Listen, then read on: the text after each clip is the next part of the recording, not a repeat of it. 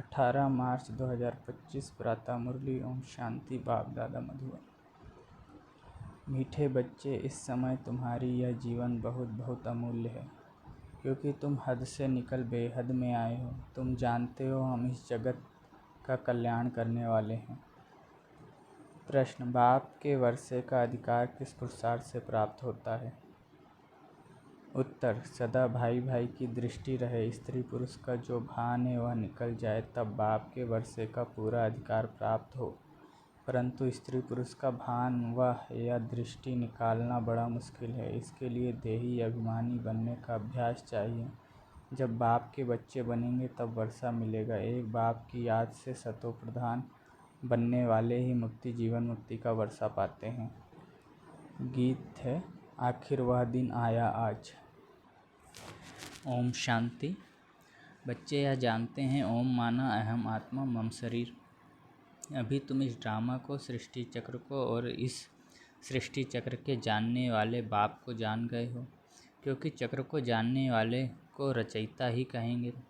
रचता और रचना को और कोई भी नहीं जानते हैं। भल पढ़े लिखे बड़े बड़े विद्वान पंडित आदि हैं, उन्हें अपना घमंड तो रहता है ना, परंतु उनको यह पता नहीं है।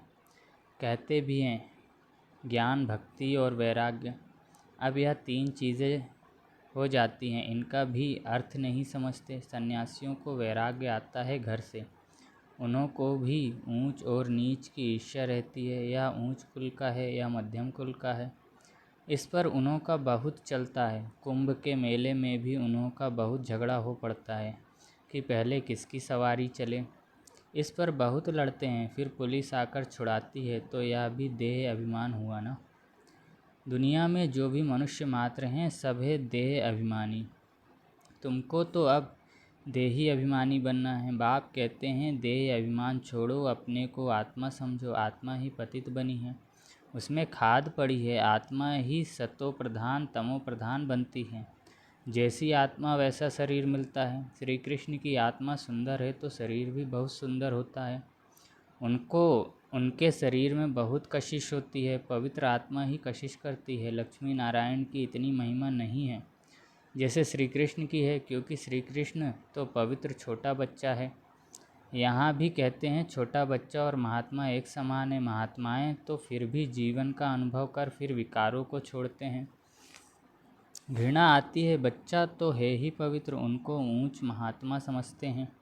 तो बाप ने समझाया है, यह निवृत्ति मार्ग वाले सन्यासी भी कुछ थामते हैं। जैसे मकान आधा पुराना होता है तो फिर मरम्मत की जाती है, सन्यासी भी मरम्मत करते हैं। पवित्र होने से भारत थमा रहता है। भारत जैसा पवित्र और धनवान खंड और कोई हो नहीं सकता। अब बाप तुमको रचता और रचना के आदि मध्य अंत की स्मृति दिलाते हैं, क्योंकि यह बाप भी है, टीचर भी है, गुरु भी है। गीता में श्री कृष्ण भगवान वाच लिख दिया है। उनको कभी बाबा कहेंगे क्या, अथवा पतित पावन कहेंगे क्या? जब मनुष्य पतित पावन कहते हैं तो श्री कृष्ण को याद नहीं करते, वह तो भगवान को याद करते हैं।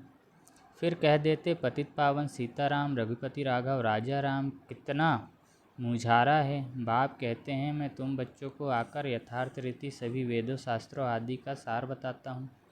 पहली पहली मुख्य बात समझाते हैं कि तुम अपने को आत्मा समझो और बाप को याद करो तो तुम पावन बनेंगे। तुम हो भाई भाई, फिर ब्रह्मा की संतान कुमार कुमारियाँ तो भाई बहन हो गए। यह बुद्धि में याद रहे, असल में आत्माएं भाई भाई हैं, फिर यहाँ शरीर में आने से भाई बहन हो जाते हैं। इतनी भी बुद्धि नहीं है समझने की वह हम आत्माओं का फादर है तो हम ब्रदर्स ठहरे ना। फिर सर्वव्यापी कैसे कहते हैं? वर्षा तो बच्चों को ही मिलेगा, फादर को तो नहीं मिलता। बाप से बच्चों को वर्षा मिलता है। ब्रह्मा भी शिव बाबा का बच्चा है ना, इनको भी वर्षा उनसे मिलता है। तुम हो जाते पोत्रे पोत्रियाँ, तुमको भी हक है। तो आत्मा के रूप में सब बच्चे हो, फिर शरीर में आते हो तो भाई बहन कहते हो, और कोई नाता नहीं। सदा भाई भाई की दृष्टि रहे, स्त्री पुरुष का भान भी निकल जाए। जब मेल फीमेल दोनों ही कहते हो ओ गॉड फादर, तो भाई बहन हुए ना। भाई बहन तब होते हैं जब बाप संगम पर आकर रचना रचते हैं, परंतु स्त्री पुरुष की दृष्टि बड़ा मुश्किल निकलती है। बाप कहते हैं तुमको देही अभिमानी बनना है। बाप के बच्चे बनेंगे तभी वर्षा मिलेगा। मामेकम याद करो तो सतो प्रधान बनेंगे। सतो प्रधान बनने बगैर तुम वापस मुक्ति जीवन मुक्ति में जा नहीं सकेंगे। यह युक्ति सन्यासी आदि कभी नहीं बताएंगे। वह ऐसे कभी नहीं कहेंगे नहीं कि अपने को आत्मा समझ बाप को याद करो। बाप को कहा जाता है परमपिता परमात्मा, सुप्रीम आत्मा तो सबको कहा जाता है। बाप को कहा जाता है परमपिता परमात्मा, सुप्रीम आत्मा तो सबको कहा जाता है, परंतु उनको परमात्मा कहा जाता है। वह बाप कहते हैं, बच्चे मैं आया हूँ तुम बच्चों के पास, तुमको बोलने के लिए मुख तो चाहिए ना। आजकल देखो जहाँ तहाँ गौमुख जरूर रखते हैं, फिर कहते हैं गौमुख से अमृत निकलता है। वास्तव में अमृत तो कहा जाता है ज्ञान को। ज्ञान अमृत मुख से ही निकलता है, पानी की तो इसमें बात नहीं।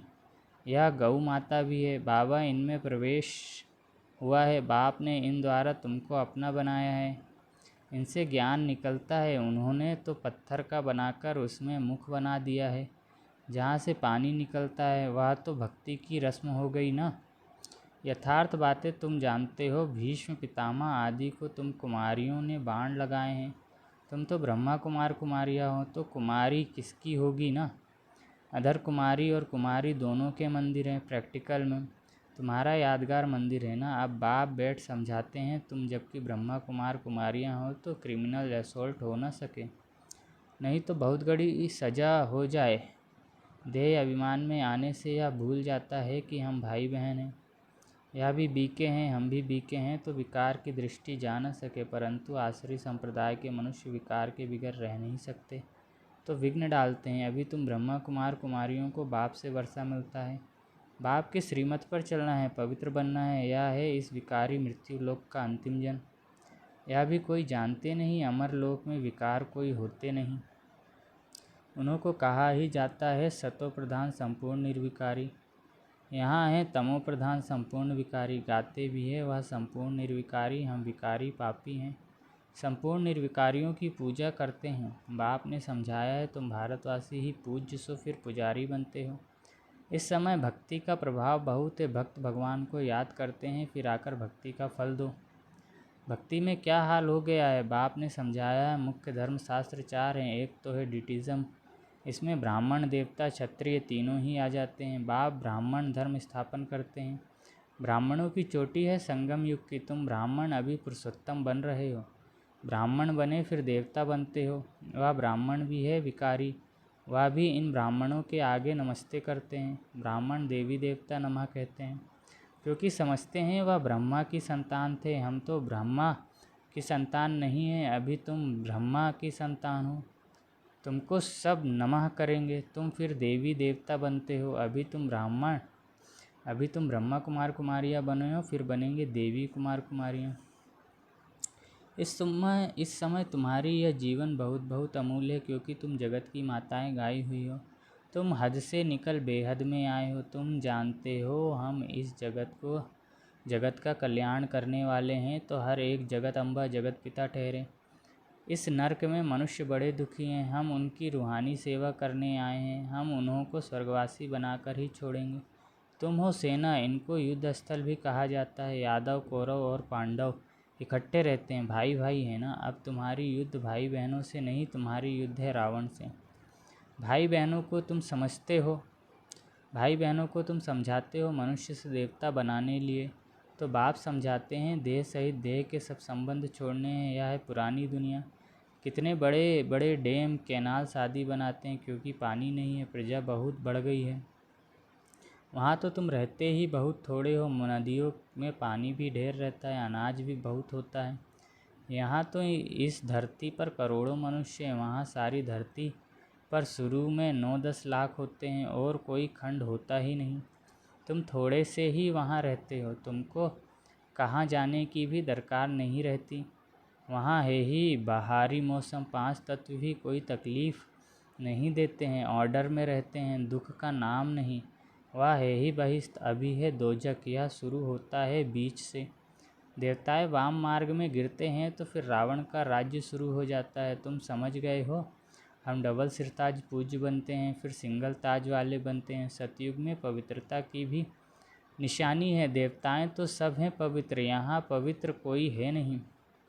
जन्म तो फिर भी विकार से लेते हैं ना, इसलिए इसे भ्रष्टाचारी दुनिया कहा जाता है। सतयुग है श्रेष्ठाचारी, विकार को ही भ्रष्टाचार कहा जाता है। बच्चे जानते हैं सतयुग में पवित्र प्रवृत्ति मार्ग था, अब अपवित्र मार्ग हो गया है। अब फिर पवित्र श्रेष्ठाचारी दुनिया बनती है, सृष्टि का चक्र फिरता है ना। परमपिता परमात्मा को ही पतित पावन कहा जाता है। मनुष्य कह देते हैं भगवान प्रेरणा करता है। अब प्रेरणा माना विचार, इसमें प्रेरणा की तो बात ही नहीं। वह खुद कहते हैं हमको शरीर का आधार लेना पड़ता है। मैं बगैर मुख्य शिक्षा कैसे दूं? प्रेरणा से कोई शिक्षा दी जाती है क्या?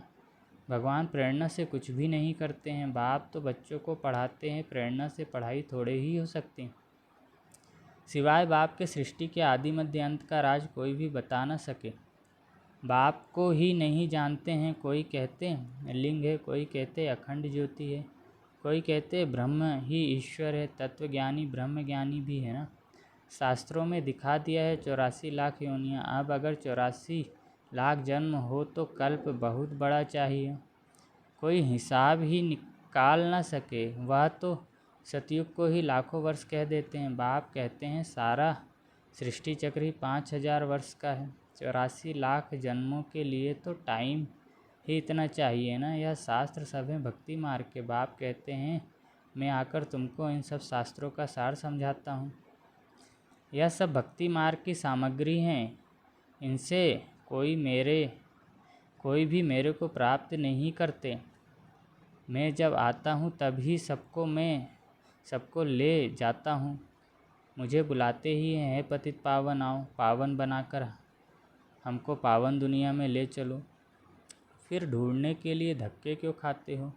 कितना दूर दूर पहाड़ों आदि पर जाते हैं। आजकल तो कितने मंदिर खाली पड़े हैं, कोई जाता नहीं है। अभी तुम बच्चे ऊंच से ऊंच बाप की बायोग्राफी को भी जान गए हो।